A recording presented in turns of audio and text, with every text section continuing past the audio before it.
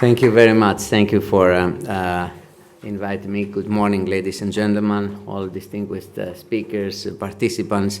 And opening speeches is not my best, so usually we have Gabriel opening, and then, who gives a better scene setter, and then we follow, but unfortunately we have ECOFIN today and there is a number of ministerial meetings, so I have to be in and out. I apologize in advance that I will miss your opening speech, but I will come for your fire chat, and the same to Pasquale Tritico from the Parliament. I think it's very important, this event. It has developed over the last years as an important event to discuss tax policy issues. The European Tax Observatory has been instrumental in producing important research, putting new things on the table, giving new dimension to the numbers that are circulating about tax revenue, tax equality, tax efficiency, and also raising awareness on these topics around Europe, around the member states, and around the world. I want a special thanks to the European Parliament Fisc Committee, who actually was the one behind the idea of the European Tax Observatory as a pilot project a few years back that we, supported, and we worked together over the last few years to develop with Gabriel and his team, and I'm happy to say that we will also decided to make this program, of financing research through the European Tax Observatory permanent. So there will be a little bit some changes, but this kind of commitment to research of topics will continue.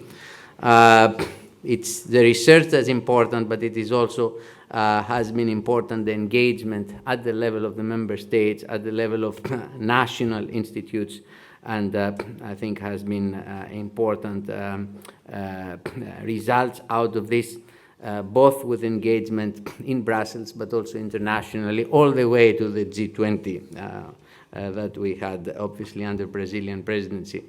Now, let me mention now a few policy areas which are, I think, the Commission's priority in the coming years, and they will deserve research. So I'm not commenting on the issues that will be discussed during the day, but I am looking forward. I think the first issue that I will mention is the critical subject of a future tax mix in era of trade wars. This will be tackled by your fire chat later today. I think it's important in the sense that it is a new angle of looking at things. The tax mix has been at the top of our own, forward-looking thinking in the Commission, has been at the center also of the EU Tax Symposium that we have been doing. What is the right tax mix for the medium term? But this coexistence of tax policy and trade policy takes a new dimension starting of this year.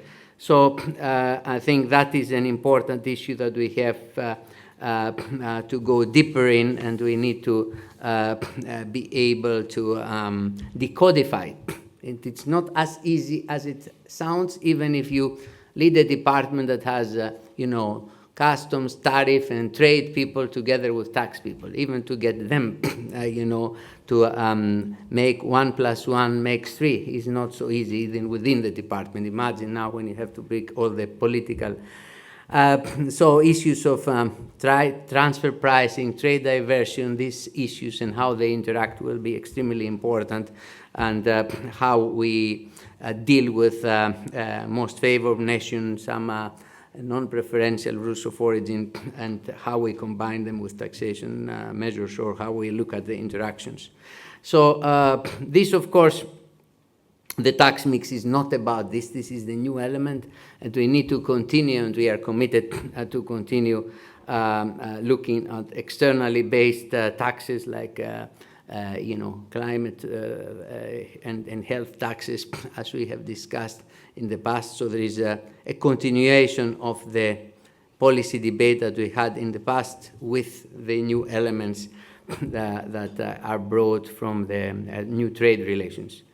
The second issue is, to see in the following the geopolitical developments, to see what is the role of international cooperation, international tax agreements, and even bilateral tax treaties, and how they fit in this new environment. And I think it is very encouraging that it has been confirmed that everybody will remain, let's say, engaged in the OECD process, including the US on some of these BEPS issues. So this is encouraging. We have a multilateral fora where we continue discussing these issues instead of picking up apart and having bilateral issues. So this is very encouraging, and the commitment of the US in this is welcome.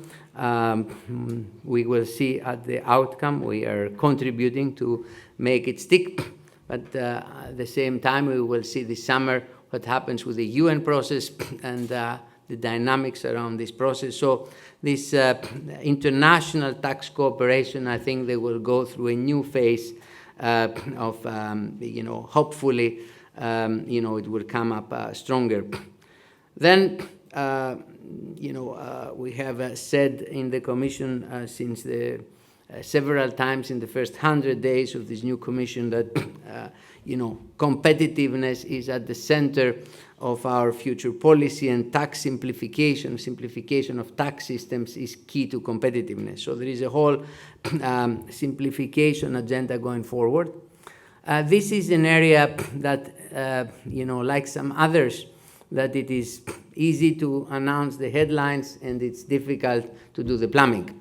So we need to make sure that, we look into detail with new with new glasses into how, the different tax rules, not only European, but also national implementation measures work and affect our small companies, our corporates. This is something that has taken new importance for the Commission. I think we have made proposals. We will make important proposals in the tax area. We have an evaluations of ADAT and DAC, and we look at the consistency with Pillar 2.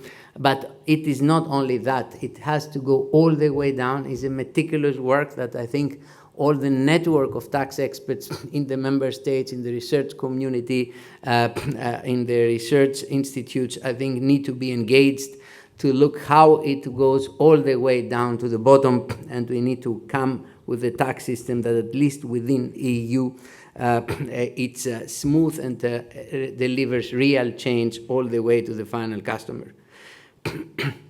I have now a number of new approach to instruments.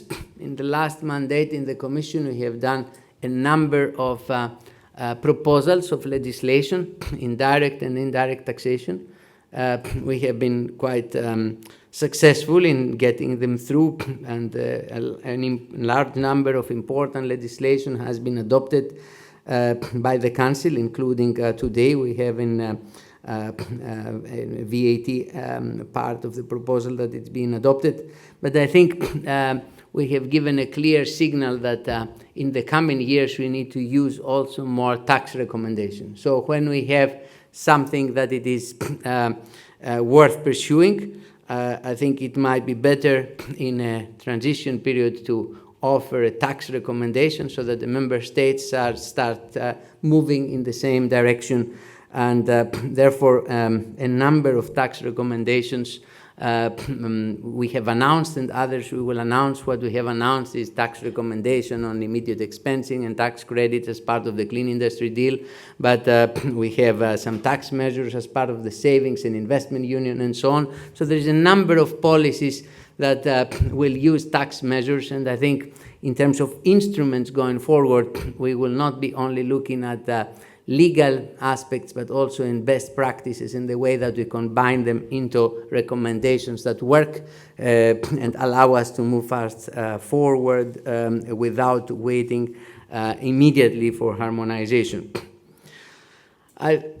One other point that has been mentioned by Commissioner Hoekstra publicly in the FIS committee is the importance of tax enforcement and measurement and fighting of tax gaps. It is an issue that we have discussed.